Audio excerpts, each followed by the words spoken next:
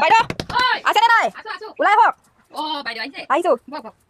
বহুত দিন হৈ গ'ল নহয়, মই যাবও পৰা নাই। পাহৰিলে আপুনি মোক? পাহৰা নাই যাম কৰি থাকোঁতে যাবই পৰা নাই। আপুনিতো গম পাইছে মই কিয় আহিছো? বাইদেউ এতিয়া পইচা নাই তেন্তে আপুনি কৈছিলে দেখোন দিব বুলি, এতিয়ালৈকে দিয়াই নাই দেখোন।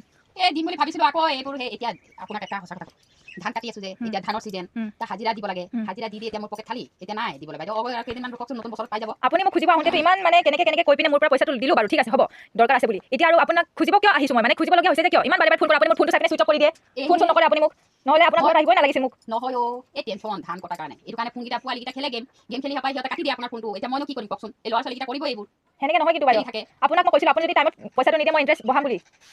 বাইদেউ ক্ষমা কৰিব পাই ইণ্টাৰেষ্ট ইমান নবহাব মই নোৱাৰো দুখীয়া মানুহ আপুনি জানেই মই এতিয়া ধান চান কাটিবলৈ হাজিৰা লগাইছো এতিয়া চব মইতো ধান কাটিব যাব নোৱাৰো ঘৰত মানুহ নাই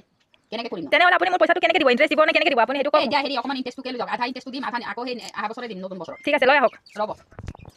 এতিয়া 50 টকা আছে বাইদেউ এইটো কি হয় এইটো আপোনাক ইমান পইচা দিছো 50 টকা আপুনি মোক 50 টকা মই 100 টকা ভাড়া দিব আছো বাইদেউ এনেকে পইচা দিবি কেনেকে আপুনি এনেকে কৰে আপুনি বেছি কৰে একদম আপুনি মইতো সেই কিবা মাত্ৰ আনিছো 2-3 মাহ কাৰণে আপুনি ইমানকে শুনাব লাগে নি আপুনি পইচা লোৱা টাইমত কিমান কি কথা কৈছে দিম বেয়া জানে তেতিয়াহ'লে আপোনাৰ ইণ্টাৰেষ্টবিলাক ইমানকে নাখাব সেইটোতো মোৰ বিশ্বাস মইতো পইচা দিব লাগে বেলেগক আপোনাৰ মানুহটো কেনেকুৱা কৈছে ছাৰ আৰে এনেকে কেনেকে হয় আপুনি পইচা মানুহজনী বহুত হেৰি পেট পচা তেন্তে আপুনি কিয় ল'ব আহিছিলে যদি মোৰ ইমানে পেট পচা হ'ব